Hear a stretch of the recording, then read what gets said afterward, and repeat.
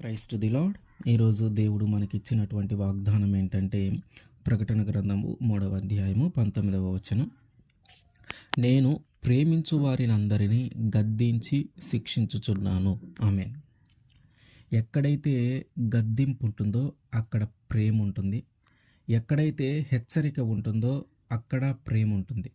హెచ్చరిక అంటే నువ్వు అట్లా చెయ్యి, నువ్వు అట్లా చేయొద్దు, నువ్వు అక్కడికి వెళ్ళు, అక్కడికి వెళ్ళొద్దు, నువ్వు అట్లా ఉండు, అట్లా ఉండొద్దు, నువ్వు ఇట్లా మాట్లాడు, నువ్వు ఇట్లా మాట్లాడొద్దు అని.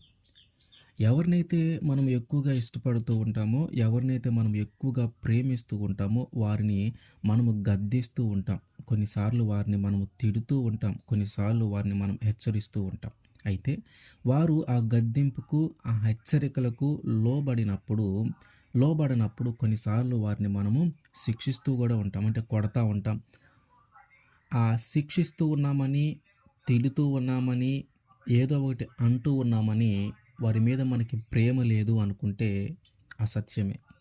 ఎందుకంటే మనకి ఎక్కువగా ప్రేమ ఉంది కాబట్టే వారిని గద్దిస్తూ ఉన్నా, మనకి ఎక్కువగా ప్రేమ ఉంది కాబట్టే వారిని హెచ్చరిస్తూ ఉన్నా, మనకి ఎక్కువగా ప్రేమ ఉంది కాబట్టి కొన్నిసార్లు వారిని శిక్షిస్తూ ఉన్నా. ఒక తల్లిదండ్రులు తన యొక్క పిల్లలని, ఇదిగో నువ్వు అక్కడికి వెళ్ళొద్దు, అట్లా ఉండొద్దు, నువ్వు అట్లా మాట్లాడొద్దు, నువ్వు అట్లా చెయ్యొద్దు అని వారిని హెచ్చరిస్తూ ఉన్నారంటే, తన కొడుకు గురించైనా, తన కూతురు గురించైనా వారు ఎక్కువగా ప్రేమ చూపిస్తూ ఉన్నారని. ఎందుకు? వారు ఎక్కడ మార్గములో నుంచి తప్పిపోతారో, వారు ఎక్కడ చెడ్డ మార్గంలోనికి వెళతారో, వారు ఎక్కడ పాపానికి లోబడతారో, వారు ఎక్కడ వారి జీవితం మీదకి ఒక నిందలు, అవమానాలు తెచ్చుకుంటారో, ఎక్కడ చెయ్యని తప్పుకి వారు శిక్ష అనుభవిస్తారో, ఎక్కడ వారి క్యారెక్టర్‌ను వాళ్ళు పాడు చేసుకుంటారనే భయముతో మనం ఏం చేస్తూ ఉంటామంటే, వారిని గద్దిస్తూ ఉంటాం, హెచ్చరిక చేస్తూ ఉంటాం. ఇవి వినకపోతే కొన్నిసార్లు శిక్షిస్తూ ఉంటాం. అయితే దేవుడు కూడా ఏమంటూ ఉన్నాడంటే, నేను ఎవరినైతే ప్రేమిస్తూ ఉన్నానో వారిని నేను గద్దిస్తూ ఉన్నాను. నేను ఎవరినైతే ప్రేమిస్తూ ఉన్నానో కొన్నిసార్లు నేను వారిని శిక్షిస్తూ ఉన్నాను. అంటే మనము దేవునికి చాలా ఇష్టమైన వారము. ఒక తండ్రికి, ఒక తల్లికి, ఒక తండ్రికి తన యొక్క కొడుకు గాని, తన యొక్క కూతురు గాని అంటే ఎంత ఇష్టమో, అట్లాగే యేసుక్రీస్తు వారికి మనమంటే అంతకంటే ఎక్కువ ఇష్టమంట. అందుకని ఆయన ఏం చేస్తూ ఉన్నాడు? కొన్నిసార్లు మనల్ని గద్దిస్తూ ఉన్నాడు. ఎందుకు? మనము ఆయన మార్గములో నడవక, పాపములో పడిపోతూ, చెడ్డ మార్గాలలో పడిపోతూ, మన జీవితాన్ని అదే మార్గాల్లో కొనసాగిస్తూ ఉన్నాం. ఒకవేళ నువ్వు అట్లా అయిపోతావేమోనని, ఒకవేళ ఆల్రెడీ నువ్వు అదే మార్గంలో ఉంటే దాని నుంచి బయటకొస్తావేమోనని. నువ్వు దేవునికి వ్యతిరేక మార్గంలో నువ్వు జీవిస్తూ ఉంటే, దేవుణ్ణి అవమానపరిచేలాగా నీ జీవితం ఉంటే, దేవుని దగ్గర ఒప్పుకొని విధముగా నీ మనస్సు ఉంటే, మనము నడిచే మార్గము, మనం ఎంచుకున్న మార్గము, మనం చేరవలసిన గమ్యం అంతా కూడా ఒక రాంగ్ వేలో ఉంటే, ఆయన అంటూ ఉన్నాడు, ఆ రాంగ్ వేలోకి నువ్వు వెళ్ళకుండా, ఒకవేళ ఇప్పటికీ ఆ రాంగ్ వేలో నువ్వు ఉంటే దాని నుంచి బయటికి వచ్చేలాగున ఆయన మనల్ని గద్దిస్తూ ఉన్నాడు. ఆ రాంగ్ వేలో నుంచి బయటికి రావడానికి కొన్నిసార్లు మనల్ని శిక్షిస్తూ ఉన్నాడు. ద్వితీయోపదేశకాండము 8వ అధ్యాయము 5, 6 వచనాలు. ఒకడు తన కుమారునిని ఎట్లు శిక్షించెనో అట్లే నీ దేవుడైన యెహోవా నిన్ను శిక్షించు వాడని నీవు తెలుసుకొని, ఆయన మార్గములలో నడుచుకొనున్నట్లును, ఆయనకు భయపడునట్లును నీ దేవుడైన యెహోవా ఆజ్ఞలను గైకొనవలెను. ఎందుకు మనల్ని గద్దిస్తూ ఉన్నాడు?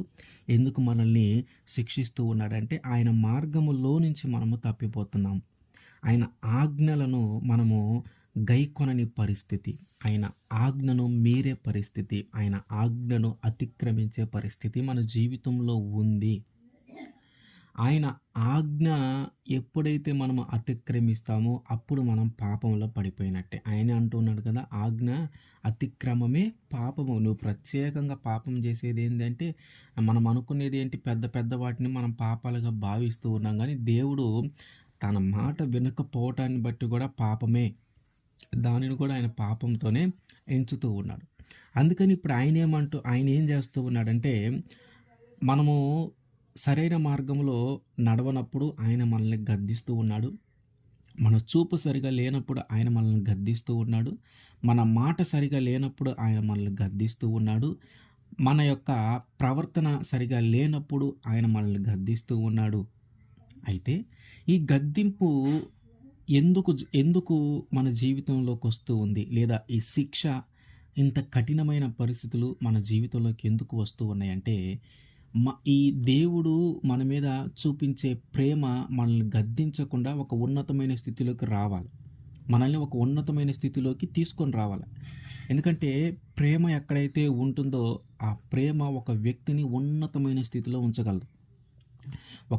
ఆ ప్రేమ ఒక వ్యక్తిని ఒక కఠినమైన పరిస్థితులను తట్టుకొని నిలబడేలాగా చేయగలదు. అదే ప్రేమ ఒక వ్యక్తిని ఒక హీనమైన, ఘోరమైన స్థితిలోకి తీసుకొని వెళ్ళగలదు. అయితే దేవుని యొక్క ప్రేమ మన మీద ఎలాగుందంటే, మనల్ని ఒక ఉన్నతమైన స్థితిలోకి తీసుకొని వెళ్ళాలని, ఒక ఉన్నతమైన అధికారంలో ఉంచాలని, ఒక గొప్ప వ్యక్తిగా నిన్ను మార్చాలని ఆయన నిన్ను గద్దిస్తూ ఉన్నాడు. ఆయన నిన్ను శిక్షిస్తూ ఉన్నాడు. ద్వితీయోపదేశ కాండము 8వ అధ్యాయము 3వ వచనం. ఆయన నిన్ను అణచి నీకు ఆకలి కలుగజేసి నీవే గాని నీ పితరులే గాని ఎన్నడూ ఎరుగని మన్నాతో నిన్ను పోషించెను. ఇజ్రాయేలీలు ఐగుప్తు దేశము నుంచి నడిపించబడే సమయంలో, ఐగుప్తు దేశం నుంచి కానానికి నడిపించబడే సమయంలో దేవుని మార్గములో నడవక కొన్నిసార్లు దేవునికి వ్యతిరేకంగాను, దేవుని మీద సొనుగుకుంటూనూ వారు జీవించి ఉన్నారు. వారు ఆ మార్గంలో నడుస్తూ ఉన్నారు. అయితే ఆయన ఏం చేశాడు? అసలు ఆయన యొక్క ఆంతర్యం ఏమిటి? పాలు తేనెలు ప్రవహించే దేశంలోనికి వారు వెళితే సుఖంగా, సంతోషంగా, ఉన్నతమైన వ్యక్తులుగా వారు జీవిస్తారు. కరువు అనేది వారికి లేకుండా ఉంటుంది. ఈ చుట్టుపక్కల ఇక్కడ భూమి మీద ఉన్నటువంటి ప్రజలందరికంటే కూడా వీరు ఒక ఉన్నతమైన వ్యక్తులుగా మార్చబడతారు.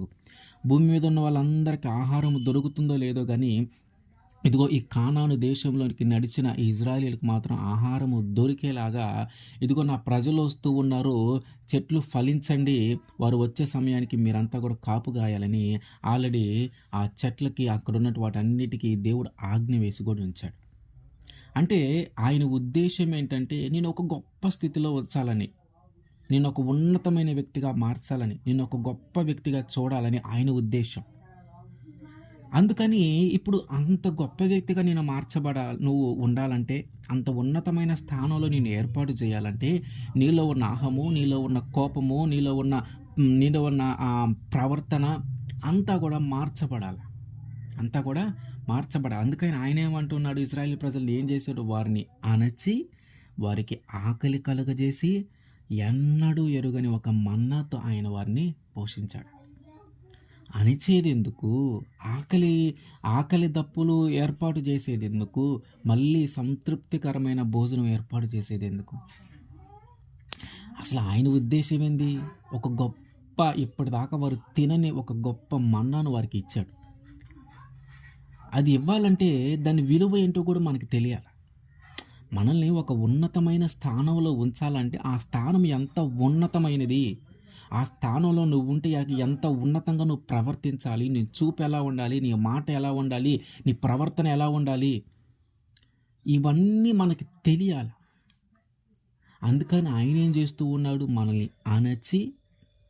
మనల్ని అణచి అంటే మన కోపాన్ని అణచి, మన ద్వేషాన్ని అణచి, మన అహంకారాన్ని అణచి, మన ప్రవర్తన అంతా కూడా మార్చి, ఇదివరకు ఉన్నంత కోపం ఇప్పుడు నీలో ఉండకూడదు, ఇదివరకు ఉన్నంత అహము ఇప్పుడు నీలో ఉండకూడదు, ఇదివరకు ఉన్నంత గర్వం ఇప్పుడు నీలో ఉండకూడదు. ఇప్పుడు ఎలా మారిపోయిందంటే, ఇదివరకు మన నోటికి అదుపు ఉండనిది ఇప్పుడు మనం మంచి మాటలు మాత్రమే మాట్లాడుతూ ఉంటాం. అంటే ఒక క్రూరమైన వ్యక్తి నుంచి ఒక సాధువైన వ్యక్తిగా ఆయన నిన్ను మార్చి అప్పుడు ఇస్తాడు ఉన్నతమైన స్థానం. అప్పుడు ఉంచుతాడు ఆ స్థానంలో నిన్ను. అంటే ఆ స్థానంలోనికి నువ్వు వెళ్ళిన తరువాత ఆ స్థానము యొక్క ప్రాముఖ్యత కూడా పెరగాలి. ఆ స్థానము, ఇంతకుముందు ఆ స్థానంలో ఎవరైనా పని చేసి ఉంటే వాళ్ళ వల్ల ఆ స్థానానికి వచ్చిన పేరు ఎలాంటిదో మనకు తెలియదు. కానీ ఇప్పుడు నువ్వు ఆ స్థానంలో ఏర్పాటు చేయబడితే ఆ స్థానానికి నీ వల్ల ఒక గొప్ప పేరు వస్తుంది. దేవుడు ఒకటి ఇవ్వాలి అంటే, దేవుడు ఒక కార్యము చేయాలి అంటే, దేవుడు ఒక గొప్ప స్థితి ఇయ్యాలంటే ముందు మనల్ని నలగొడతాడు. ముందు మనల్ని అణుచుతాడు. ఆకలి దప్పులు ఏర్పాటు చేస్తాడు. ఈ కఠినమైన పరిస్థితులన్నిటిని నువ్వు తట్టుకొని నిలబడితే, ఈ కఠినమైన పరిస్థితులు దేవుడు ఎందుకు ఏర్పాటు చేశాడోనని వాటి గురించి మనం ఆలోచిస్తూ దేవుని దగ్గర కనిపెడుతూ ఉంటే, దేవుడు ఏర్పాటు చేసినటువంటి ఆ కఠినమైన పరిస్థితుల ద్వారా మనము నేర్చుకోవాల్సింది, మనము అనుభవించాల్సింది, మనము అనుభవం ద్వారా తెలుసుకోవాల్సింది మనము తెలుసుకుంటే అప్పుడిస్తాడు ఆ ఉన్నతమైన స్థితి. ఎందుకు ఇదంతా? ఏంటి అసలు ఎందుకు ఉంచాలి? ఎందుకు అనచాలి? ఎందుకు ఆకలి దప్పులు కలుగజేయాలి? ఎందుకు గద్దించాలి? ఎందుకు హెచ్చరించాలి? ఎందుకు శిక్షించాలి? ఎందుకు ఉన్నతమైన స్థానం మనకివ్వాలి? ఇవన్నీ జరిగిన తర్వాత ఒక ఉన్నతమైన వ్యక్తికి ఎందుకు మనల్ని మార్చాలి? మనల్ని మన కోపాన్ని అణిచి, మన అహాన్ని అణిచి, మన గర్వాన్ని అణిచి, ఆకలి దప్పులు కలుగజేసి, గద్దించి, శిక్షించి, ఒక ఉన్నతమైన స్థానం ఎందుకియ్యాలి? ఒక గొప్ప వ్యక్తికి ఎందుకు మార్చబడాలి? అదేందో డైరెక్ట్‌గా మనల్ని ఉన్నతమైన వ్యక్తిగాను, గొప్ప వ్యక్తిగాను మార్చొచ్చు కదా! ఒకవేళ నీ జీవితంలో ఎటువంటి కఠినమైన పరిస్థితులు దేవుడు నీకు కల్పించకుండా ఒక ఉన్నతమైన స్థితి ఇచ్చాడంటే, ఆ స్థితిని బట్టి మనము గర్వించి, మనము కలిగి ఉన్న దానిని బట్టి మనము గర్వము ఎక్కువైపోతది మనలో. మనము గర్వించి దానిని పోగొట్టుకునే స్థితిలోకొచ్చేస్తాం. అందుకని ఆయన ఏం చేశాడంటే, ముందుగానే కఠినమైన పరిస్థితులు ఏర్పాటు చేసుకుంటూ, శ్రమల నుంచి, బాధల నుంచి, కష్టాల నుంచి నిన్ను నడిపించుకుంటూ, ఆ పొందుకునేది ఎంత విలువైనదో ఈ కఠినమైన పరిస్థితులన్నీ అనుభవించుకుంటూ వెళ్తే గాని దాని విలువ మనకి తెలీదు. ఇదంతా కారణం ఏంటంటే మళ్ళీ ప్రేమే. ఆయన నిన్ను గద్దించాడంటే ప్రేమే, ఆయన నిన్ను హెచ్చరిస్తూ ఉన్నాడంటే ప్రేమే, ఆయన నిన్ను శిక్షిస్తూ ఉన్నాడంటే ప్రేమే, ఆయన నిన్ను అణచివేస్తూ ఉన్నాడంటే ప్రేమే, ఆయన నీకు ఆకలి దప్పులు కలుగజేస్తూ ఉన్నాడంటే ప్రేమే. వీటన్నిటిని నువ్వు తట్టుకొని నిలబడగా ఒక ఉన్నతమైన స్థానము కల్పించడానికి కారణము కూడా ప్రేమే. దేవుడు మనల్ని ఒక ఉన్నతమైన వ్యక్తిగా ఉంచాలని ఆయన ఆశపడుతూ ఉన్నాడు. ఎందుకంటే ఆయనకి మనమంటే చాలా ఇష్టం. ఆయనకి మనమంటే చాలా ప్రేమ. ఒక తండ్రి తన కుమారుణ్ణి, తన కుమార్తెను ఎట్లాగైతే ప్రేమిస్తూ ఉంటారో, ఒక తల్లిదండ్రులు తన పిల్లల్ని ఎంతగా ప్రేమిస్తారో, మా నజరేయుడైనటువంటి యేసుక్రీస్తు వారు మనల్ని అంతకంటే ఎక్కువగా ప్రేమిస్తూ ఉన్నాడు. కనుక ఆయన గద్దింపుకు మనము లోబడదాం. ఆయన హెచ్చరికలు మనము పాటిద్దాం. ఒకవేళ మనము శిక్షింపబడుతూ ఉన్నా మనము ఆ కఠినమైన పరిస్థితులను తట్టుకొని నిలబడదాం. ఎప్పుడైతే ఇవి మనం చేయగలుగుతామో అప్పుడు దేవుడు మన జీవితంలో ఒక ఉన్నతమైన స్థానాన్ని కల్పిస్తాడు. ఆమేన్.